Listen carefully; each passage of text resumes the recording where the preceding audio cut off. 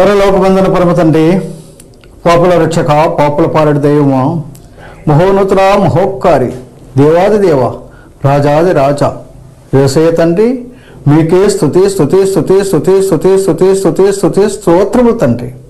నేను పాపులను రక్షించుటకు తండ్రి, ఆ మోయలేని సులువును మీరు మోసి, ఆ సులువు మనపై రక్తము జాలలుగా కార్చి నేను పాపులను రక్షించారు కదా ప్రభా.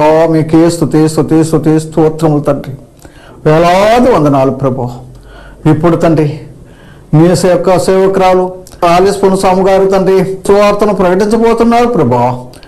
నేను ఆమెకు లోతైన మర్మాలు తెలియజేసి కంఠస్వరాన్నిచ్చి చక్కగా నేను సువార్తను ప్రకటించినట్లు ఆమెను ఆశీర్వదించండి ప్రభా. నేను చూసిన వారందరూ నేను స్వస్థపడినట్లు వాళ్ళ కష్టాలు బాధలు తీర్చి వాళ్ళు ఆశ్రయించండి ప్రభా. మీకే స్తుతి స్తుతి స్తోత్రము తండ్రి. ఇప్పటి వరకు మీరు పాపులందరినీ రక్షించిన కొరకు వేలాది వందనాలు ప్రభా. మీకే స్తుతి స్తుతి స్తుతి స్తోత్రాలు చెల్లించుకుని రానయ్యన్న యేసయ్య నామములో ప్రార్థిస్తున్నాము తండ్రి, ఆమేన్. ఫాస్టింగ్ ప్రేయర్ ఫెలోషిప్ తరపున దేవునికి స్తోత్రం. మీకందరికీ వందనాలు. వాక్యానికి ముందు సహోదరి గురించి 2 మాటలు. సహోదరి దేవుని నమ్మక ముందు విగ్రహారాధన చేస్తూ దేవునికి దూరంగా ఉన్నప్పుడు దేవుడు ఆమెను ఏర్పరచుకొని మహిమగల సువార్త ప్రకటించమని దేవుడు చెప్పగా ఆమె ఆ విధముగా సువార్త ప్రకటిస్తూ వచ్చును. పరిశుద్ధాత్మ చేత నింపబడిన ఆ సహోదరి ఎన్నో కృపా వరాలతో స్వస్థత వరము, వాక్య పరిచర్య వరము, దేవుని పట్టిన వారికి ప్రార్థన చేసినప్పుడు వారికి విడుదల, క్యాన్సర్ గడ్డలు, గర్భసంచి వ్యాధులతో బాధపడుతున్న వారికి ప్రార్థన చేసినప్పుడు వారికి స్వస్థత కలిగను. అలాగే పల్లెల్లోనూ తిరిగి సువార్త ప్రకటించారు, వీధి వీధుల్లో పత్రికలు పంచారు, వీధి సేవ చేశారు, జైలు పిల్లలకు వెళ్ళి సువార్త ప్రకటించారు. ఈ విధంగా డ్రామాల ద్వారా, సండే స్కూల్ పిల్లల ద్వారా దేవుని సువార్తను ప్రకటిస్తూ ఉన్నారు.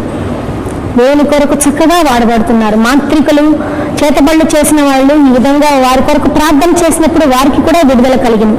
దేవుని శక్తి ద్వారా ఆమె సువార్త ప్రకటిస్తుండగా ఈ విధంగా ఎన్నో అద్భుతాలు, స్వస్థతలు దేవుడు ఆమె చేత చేయిస్తూ సువార్త సేవ చేయించుకుంటున్నారు. అన్యుల మధ్య పరిచర్య చేసినప్పుడు అన్యులందరూ దేవుని దగ్గరకు వచ్చి ప్రభుని నమ్ముకుంటున్నారు. తెలుగు తెలియని ఒక సహోదరి దేవుని స్వరము విన్నప్పటి నుంచి తెలుగు భాష నేర్చుకుని తెలుగుతో మాట్లాడుతూ మినిస్ట్రీ చేస్తూ దేవుని కొరకు ఎంతో నమ్మకంగా సేవ చేస్తున్నారు. ఇప్పుడు దేవుని వాక్యం అందిస్తారు, విని దేవుని మహిమ. దేవునికి స్తోత్రములు. మీ అందరికి నా వందనములు. అందరు బాగున్నారా? మా కొరకు ప్రార్థన చేస్తున్నారు, చాలా సంతోషము, సహాయపడుతున్నారు, సత్కరిస్తున్నారు. మీ అందరికి నిండైన వందనాలు చెల్లించుకుంటున్నాను. గత వారం చదువుకున్న వాక్యమే ఈ వారం కంటిన్యూ చేస్తాము. 2వ భాగంగా ఈ ఎపిసోడ్ కూడా స్త్రీలు సహాయపడ్డారు, వాళ్ళని కూడా మీకు తెలియపరుస్తున్నాను. మాణిక్యలరావు బ్రదరు, లావణ్య, ప్రవీణ్, వాళ్ళు కూడా సంతానం కావాలి. లావణ్యకు, మాణిక్యలరావు బ్రదరు, సంపత్తి సహోదరికి స్వస్థత కావాలి. దాని కొరకు ప్రార్థించండి. ఆ కుటుంబాలకు నా నిండైన వందనాలు చెల్లించుకుంటున్నాను. దేవుడి వల్ల ఆశీర్వదించింది కాక డాక్టర్ నీతి రమేష్ గారు, ఆ కుటుంబంలో కూడా వాళ్ళ పాపకు వివాహం కావాలి. వివాహం కొరకు ప్రార్థించండి. సహోదరికి స్వస్థత, ఇంకా వాళ్ళ బాబు కూడా మరి దేవుని సన్నిధిలో ఎక్కువగా ఆత్మీయంగా ఉండాలని కోరుకుంటున్నారు. దాని కొరకు కూడా ప్రార్థిస్తాము. క్లినిక్ ని దేవుడు ఆశీర్వదించలాగా ప్రార్థిస్తాము. వాళ్ళు నిండు వందనాలు చెల్లించుకుంటున్నాను కుటుంబానికి. దేవునికి స్తోత్రం. అలాగే డాక్టర్ శ్వాసిని స్టేట్ రాజు కుటుంబం, ఆ కుటుంబానికి కూడా నా వందనాలు. సహోదరికి బ్రతని స్వస్థత, కుమార్తె కుటుంబాన్ని దేవుడు ఆశీర్వదించి వాళ్ళ మనవుల్ని దీవించిలాగా ప్రార్థించండి. మరి అదే విధంగా మనం చూస్తే కుమారుడు ఆత్మతో అభిషేకింపబడి ఆ బాబు కూడా చక్కగా దేవుని సేవలో రావాలి. వాళ్ళ కుటుంబం అంతా దీవెనకరంగా ఉండాలని ప్రార్థించండి. దేవుడు దీవించిన గాక, ఆశీర్వదించిన నిండు వదనాలు చెల్లించుకుంటున్నాను. అలాగే కణ్మణి సహోదరి, పిల్లలు స్కూల్కి వెళ్తున్నారు. నూతనంగా 3 పిల్లలు. దేవుడు వాళ్ళ కాపుదల భద్రతలాగా ప్రార్థించండి. భర్తకు సహోదరికి మంచి ఉద్యోగం రావాలని ప్రార్థిస్తాము. ఆ కుటుంబాన్ని కూడా నిండు వదనాలు చెల్లించుకుంటున్నాను. దేవునికి స్తోత్రము. అలాగే రుక్మణి సహోదరి చిరంజీవి గారు, ఆ కుటుంబాన్ని కూడా నేను వందనాలు చెల్లించుకుంటున్నాను. సహోదరికి 2 పిల్లలు, కుమారుడు కుమార్తె. కుమార్తెకి 1 పాప, కుమారుడికి 2 పాపలు. వాళ్ళ 3 మనవరాల కొరకు ప్రార్థించండి. సహోదరికి ఆరోగ్యం కొరకు, వాళ్ళు చేసిన పని కొరకు కూడా ప్రార్థించండి. దేవునికి స్తోత్రం. వాక్య భాగానికి వెళ్దాము. ప్రకటన 3:10. గత వారము ఇదే వాక్యం చదువుకున్నానుగా, నా ఓర్పు విషయమై వాక్యము గైకొంటివి గనుక భూనివాసులను శోధించుటకు లోకమంతటి మీదకి రాబో శోధన కాలంలో నేను నిన్ను కాపాడేదను. అంతవరకు చదివాము, ధ్యానించాము. రెండవదిగా కూడా త్వరగా వచ్చుచున్నాను, ఎవడు నీ కిరీటమును అపకరింపకుండునట్లు నీకు కలిగిన దానిని గట్టిగా చేపట్టుము. రెండవ భాగం ధ్యానిస్తాము. జీవగల తండ్రి, నీకు వందనాలు, స్తోత్రములు స్తోత్రములు ప్రభువా. నాయన, చదవబడిన వాక్యం వివరించడానికి యోగ్యత లేని నన్ను మరుగుపరచుకో నాయన. చక్కటి వాక్చాతుర్యం దయచేయండి ప్రభువా. గొప్ప కార్యం చేయండి నాయన. ఈ ఆత్మ పరిశుద్ధాత్మ దేవ, మీరు వచ్చి మాట్లాడితే అందరికి అర్థమవుతుంది ప్రభువా. కనుక మీరే మాట్లాడి మీ నామానికి మహిమ తెచ్చుకోమని, మా కొరకు రక్తం కార్చి మరణించి తిరిగి లేచిన యేసుక్రీస్తు ఘనమైన శక్తిగల నామంలో స్తుతిస్తూ సహాయం కోరి వినయంతో వేడుకుంటున్నాం. పరలోకమందున మా తండ్రి, ఆమేన్ ఆమేన్. దేవునికి స్తోత్రం. నేను త్వరగా వచ్చుచున్నాను, ఎవడను నీ కిరీటమును అపకరింపకుండానట్లు నీకు కలిగిన దాన్ని గట్టిగా పట్టుకును. 1 ఈ కిరీటము.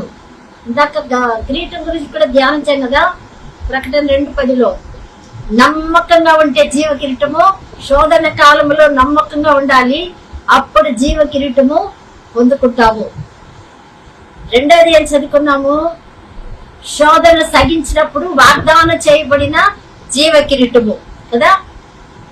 మూడవదిగా తిమోతికి రాసిన 2వ పత్రిక 4వ అధ్యాయం 7వ వచనం, మంచి పోరాటము పోరాడితిని, నా పరుగు కడముట్టించితిని, విశ్వాసము కాపాడుకుంటుని, ఇక మీదట నా కొరకు నీతి కిరీటము ముంచబడి ఉన్నది.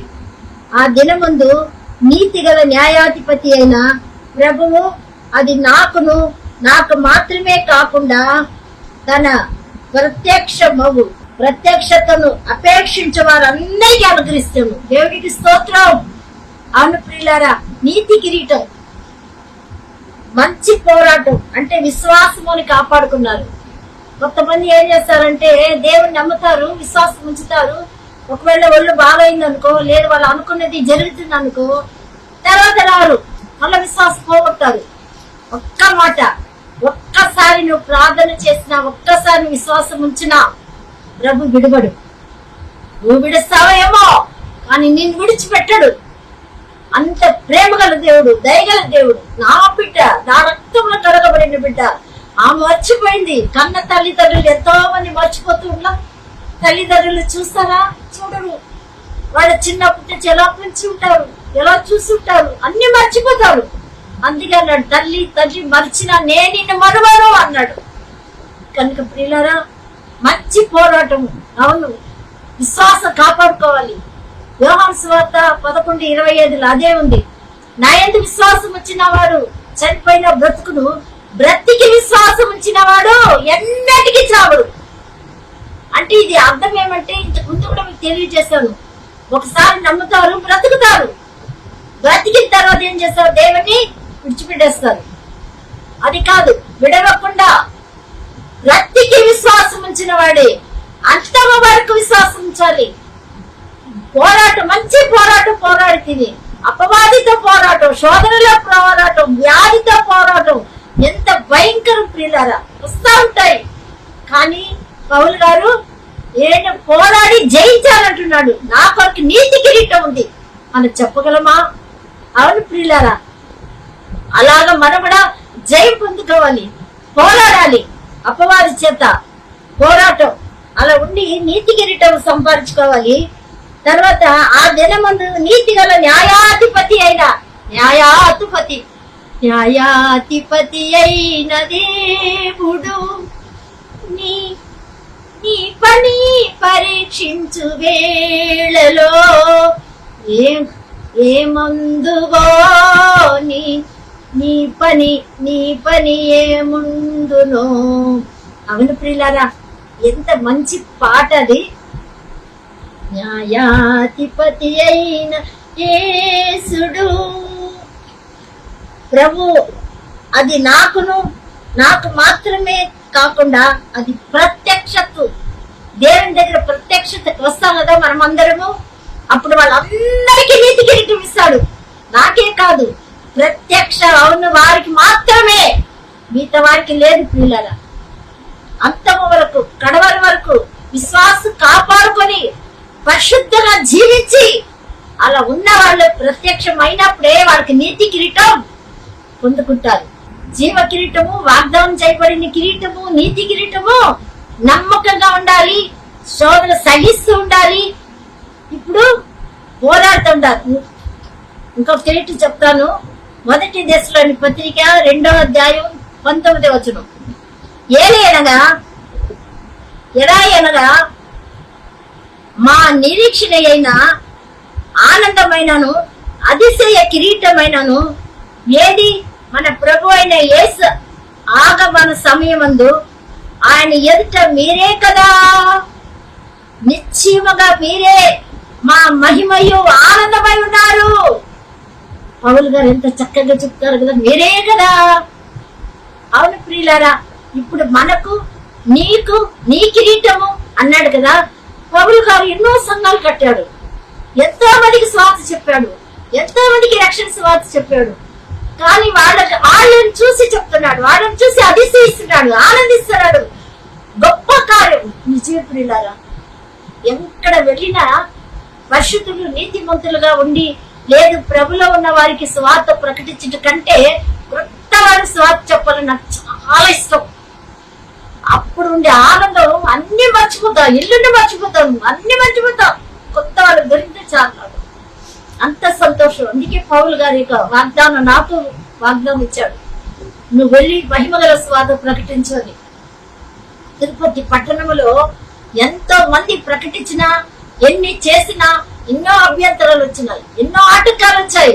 దేవుని మహాకృప, దేవుడు చెప్పాడు 8వ గ్రంథంలో, నువ్వు ప్రకటించు, నువ్వు భయపడకు, నిన్ను విడిపించుటకు నేనున్నాను అన్నాడు. ఆ వాగ్దానం గట్టిగా పట్టుకొని భయపడను ప్రియులారా. గంగిరెడ్డి పల్లి అని ఉంది ఒక స్థలము. ఆడ పోతే కొంతమంది మగపిల్లలంతా చేరి యవ్వనులు ప్రకటిస్తా ఉంటే, పుస్తకాలు ఇస్తా ఉంటే, కరపత్రాలు పంచుతూ ఉంటే అవన్నీ పెరిగి చిప్పి బుక్కులన్నీ కాలువలు వేసి అట్ట చేశారని చెప్పారు. నేను వెళ్ళాను, వెళ్ళి తర్వాత ఇదంతా అయిపోయినాక ఇటు చేశారు, ఇటు జరిగింది ఆ ఊర్లో అని చెప్తే విన్నాను. సరే నేను వెళ్తా ఉంటాను అప్పుడప్పుడు ఆ పల్లెలకంతా. అలా వెళ్ళినప్పుడు వాళ్ళు వస్తా ఉన్నాను, బస్సు ఎక్కడ అని అలా వస్తా ఉంటే అతనే అంట అలా చేశారు, అతనితో కూడా ఉన్న ఫ్రెండ్స్ కూడా.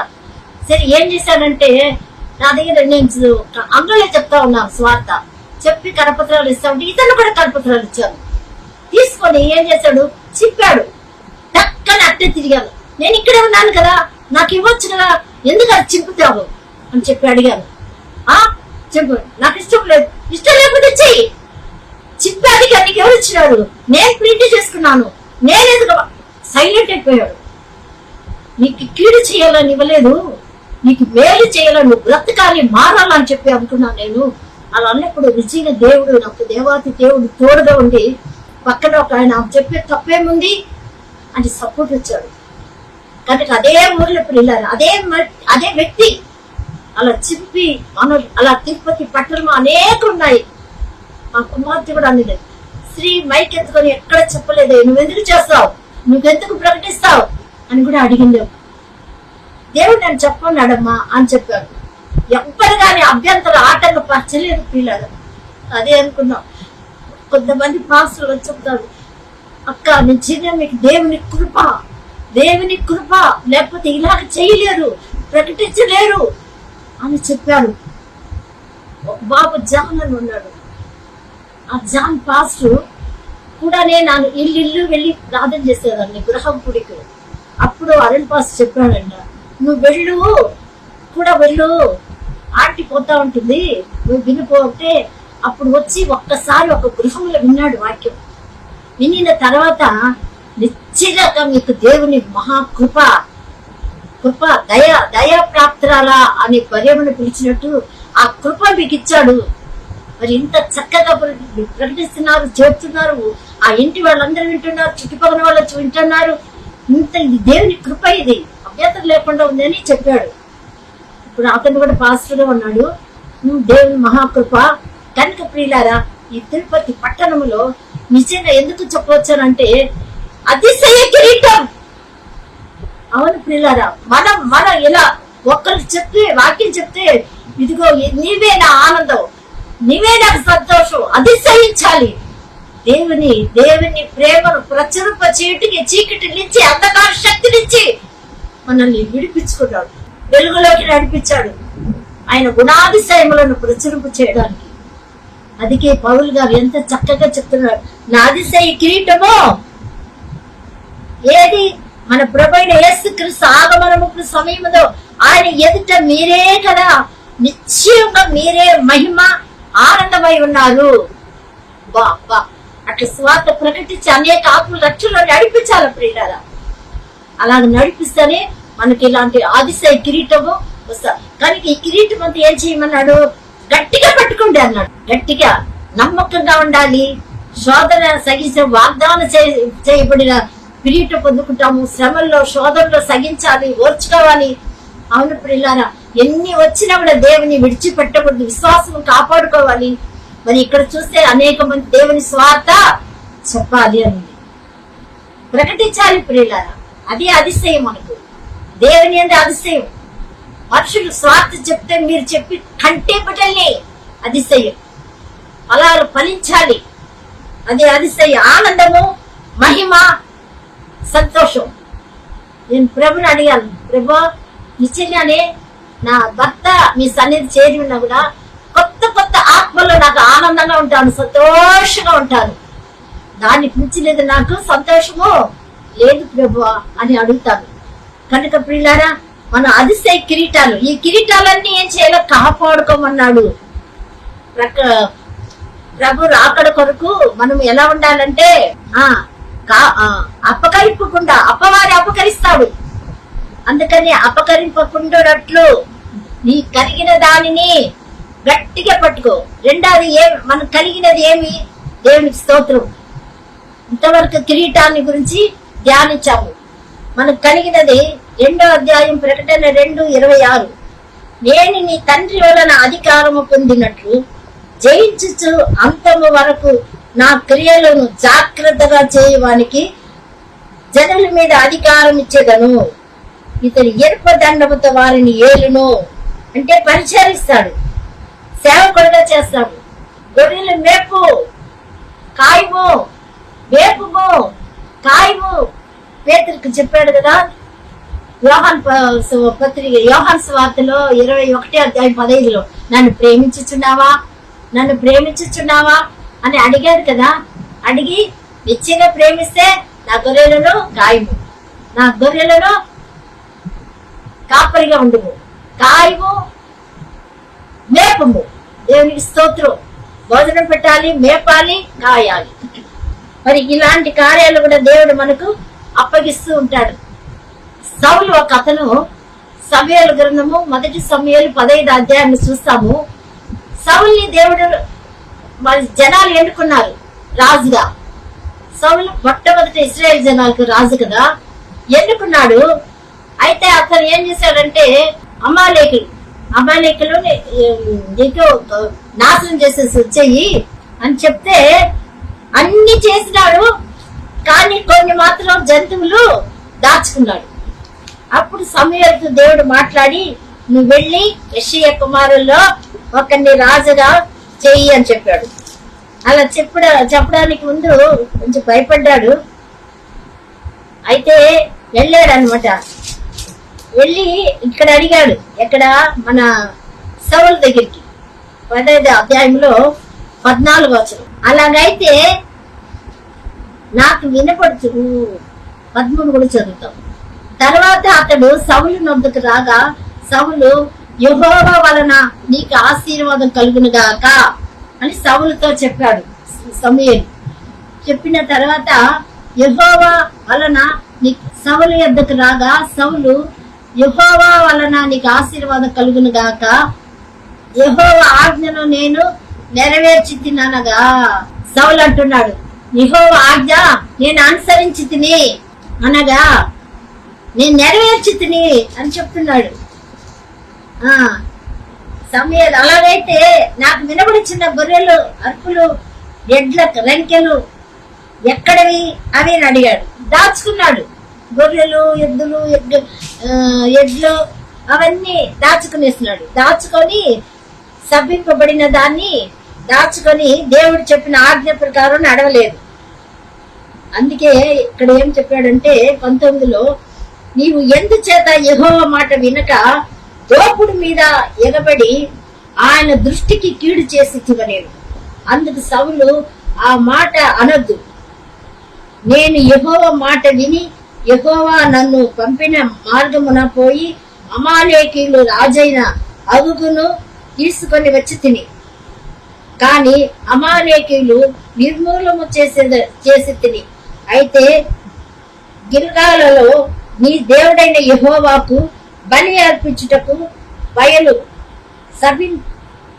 సభితములకు గొర్రెలలో ఎడ్లలో ముఖ్యమైన వాటిని తీసుకొని వచ్చి అని చెప్తున్నాడు. అందుకు ప్రభు ఏమన్నాడంటే, సమూయేలు ఏమంటాడు, తాను సెలవిచ్చిన ఆజ్ఞ ఒకడు గైకొనుట మంచి చూచి యెహోవా సంతోషించినట్లు ఒకడు దహన